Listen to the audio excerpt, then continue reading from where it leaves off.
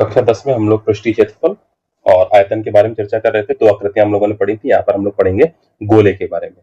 तो गोला, पहली बात तो यहाँ पर ये कंफ्यूजन नहीं होना है गोला और वृत्त में। अब छोटे बच्चे जो हैं वो, अब वृत्त क्या है, गणित का टर्म है यहाँ पर, सर्कल, और गोला एसपी स्फीयर। तो ज्यादातर बच्चे जो हैं वृत्त को छोटे पर गोले बोलते हैं कि चीज गोल है। तो ठीक है, लेकिन बड़े पर जब आप हो जाएंगे बड़े, तो उसमें आप देखेंगे वृत्त जो है एक हमारी 2D आकृति है, गोला हमारी एक 3D आकृति। यानी कि वृत्त को तो कॉपी पर बनाना संभव है, लेकिन गोला जो है इसको कॉपी पर बनाना संभव नहीं है, एक बॉल या एक तरीके से है। तो इसको हम बनाते हैं, लेकिन इसको बनाना वैसा संभव नहीं है। तो ये ठोस होगा अंदर से चारों तरफ से। तो हमें यहाँ पर वृत्त से कंफ्यूजन नहीं होना है। गोला जो है वो अलग चीज है, जैसे कि एक बॉल या फुटबॉल। अब वृत्त मतलब एक कागज का हमने पीस काट लिया गोलाकृति में, तो वो वृत्त हो गया। तो यहाँ पर गोला के बारे में पढ़ना है। तो गोला का यहाँ पर हो जाएगा पहले तो एक पृष्ठीय क्षेत्रफल। अब यहाँ पर देखेंगे जो क्षेत्रफल है इस गोले में, अब यहाँ पर कोई कंफ्यूजन की बात नहीं। जिसको जिसको हवा छू रही है, तो बाहर से इसको सब चारों तरफ से हवा छू रही है, तो इसका पृष्ठीय क्षेत्रफल बहुत आसान है, 4 पाई, अगर त्रिज्या r है तो r स्क्वायर।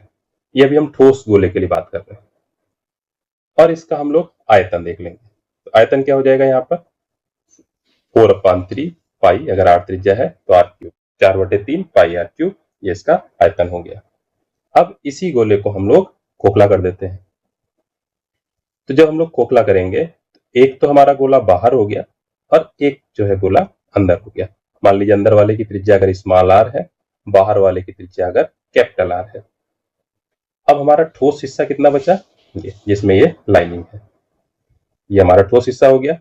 अब हवा किसको किसको छुएगी, तो ये तीर बने हैं पीले रंग से, यानी कि इनको भी हवा छू पाएगी और बाहर से भी हवा हमारी इसको छू पाएगी।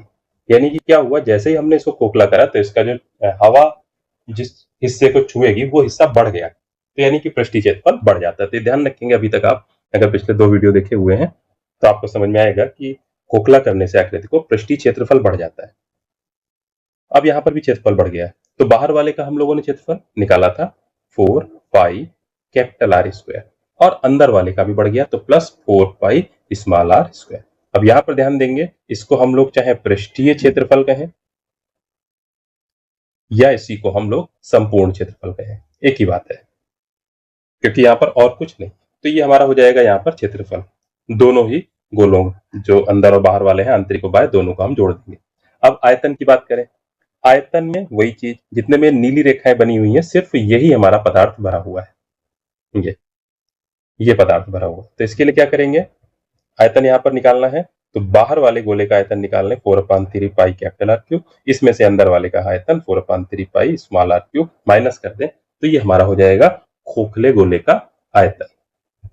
तो नीचे वाले जो सूत्र हैं ये हमारे खोखले गोले के लिए है, ऊपर वाले जो सूत्र हैं हमारे ये ठोस गोले के लिए। तो गोला अलग चीज है, वृत्त अलग। अब यहाँ पर एक चीज और आ जाएगी, फिर हम लोग करते क्या है कि इस गोले को भी हम लोग काट देते हैं, तो अर्ध गोला, अर्धगोला। अब अर्धगोला बनेगा, तो अर्धगोला इस तरह से कुछ बन जाएगा, ये जब काट देंगे, जैसे कोई फुटबॉल है या बॉल है, उसको हम लोग काट दें। अब अर्धगोले में भी सूत्र हमारे बनेंगे। अगर ठोस है तो ठोस गोले में अब इसका हम क्षेत्रफल देखेंगे, तो यहां पर हमारा एक वक्र पृष्ठ भी बन जाएगा, वक्र पृष्ठ का क्षेत्रफल। वक्र पृष्ठ मतलब ये जो हमारा वक्र है, एक तरीके से इसको हवा छू रही है, अंदर तो हवा जा नहीं पाएगी अभी, तो वक्र पृष्ठ का क्षेत्रफल। अब ये आधा गोला हो गया, पूरे का होता है 4 पाई r स्क्वायर, तो आधे का हो जाएगा हमारा 2 पाई r स्क्वायर। और अर्धगोले में अगर हम संपूर्ण क्षेत्रफल देखेंगे, संपूर्ण क्षेत्र, तो संपूर्ण के लिए क्या होगा, नीचे ये हमारा एक ठोस वृत्त भी बनेगा। तो नीचे जो है हमारा ये वृत्त भी बनेगा, और ये भी उतनी ही त्रिज्या का होगा जितनी त्रिज्या हमारी गोले की है, स्मॉल r त्रिज्या का, क्योंकि ये ठीक बीचों बीच में बन रहा है अगर हमने आधा गोला लिया है।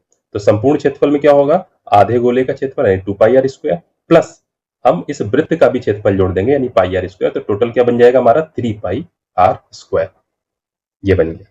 और आयतन, आयतन तो आधा हो जाएगा, तो इस अर्धगोले का जो आयतन है वो 4/3 पाई r क्यूब का आधा हो जाएगा, यानी कि 2/3 पाई आर क्यूब। ये अर्धगोले का आयतन हो गया। और बाकी अगर अर्धगोले में भी हमारा खोखला हो गया तो ये फॉर्मूला उसी तरह से फिर हो जाएगा, तो इसको भी हम लोग देख लेंगे। अभी आपके सामने ये खोखले गोले का चित्र है। यहाँ पर ये खोखला गोला है।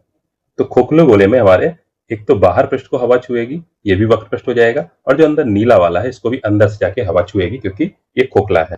तो बाहर वाला जो हमारा पृष्ठ बन जाएगा 2 पाई कैपिटल आर स्क्वायर, अगर बाहर की त्रिज्या है, प्लस अंदर वाला जो हमारा बन जाएगा 2 पाई स्मॉल आर स्क्वायर। ये हमारा हो जाएगा वक्र पृष्ठ का क्षेत्रफल खोखले गोले में।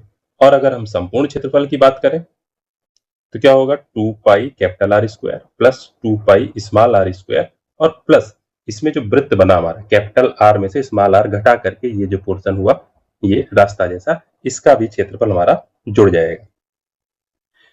तो pi capital R square minus pi small R square, तो ये हमारा हो जाएगा। अब हम यहां पर अगर देखें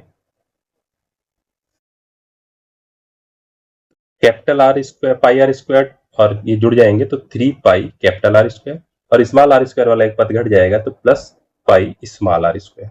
तो इतना तो इसका क्षेत्रफल हो जाएगा। और आयतन की बात करें तो बाहर वाला आयतन यानी कि 2/3 पाई कैपिटल आर क्यूब में से अंदर वाला आयतन यानी कि 2/3 pi small R cube minus कर देंगे तो ये हमारा हो जाएगा पूरा इस अर्धगोले का आयतन।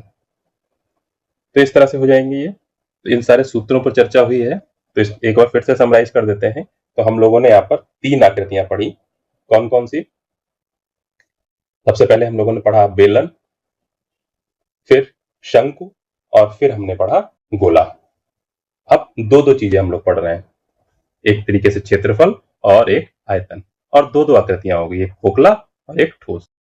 और क्षेत्रफल में से भी एक वक्र का क्षेत्रफल अगर वो, और वक्र के साथ में अगर उसमें वृत्त भी शामिल है तो वो भी हो जाएगा। यानी कि एक तरीके से वक्र क्षेत्रफल पूछ रहा है तो अलग, संपूर्ण क्षेत्रफल पूछ रहा है तो अलग। इस चीज का हम लोग ध्यान रखेंगे। तो 3 आकृतियां पढ़ी हैं, इनके सूत्र आप लोग कब तक रिवाइज करेंगे और फिर हम लोग मिलते हैं इसकी प्रश्नावली में।